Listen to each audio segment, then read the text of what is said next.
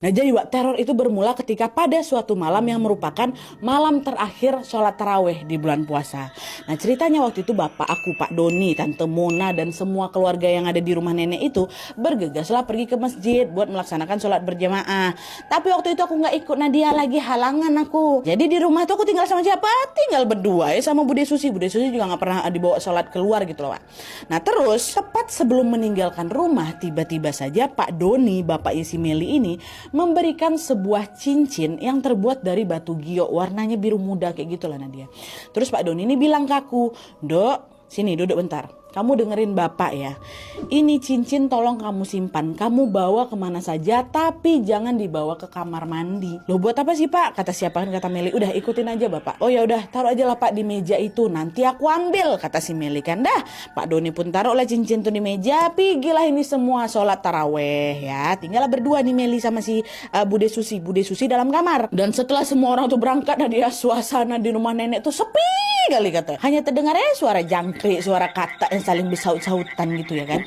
Dan selain sepi juga, Meli ini tiba-tiba merasa hawa malam hari itu nggak nyaman, nggak enak aku di rumah nenek.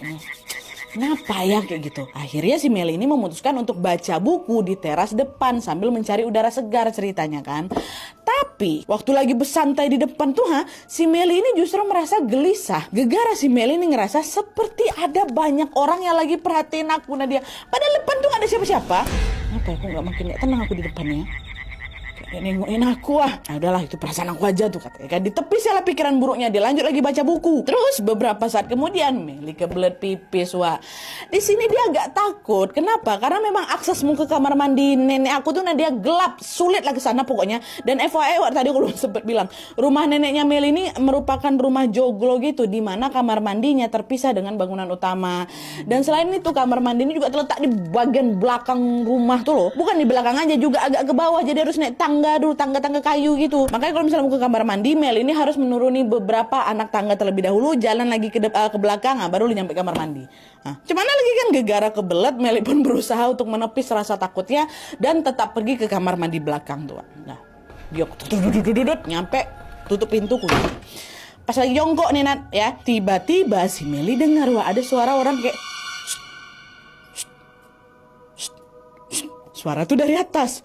Entah kenapa pula adekku longokkanlah kepala aku ke atas genteng tuh.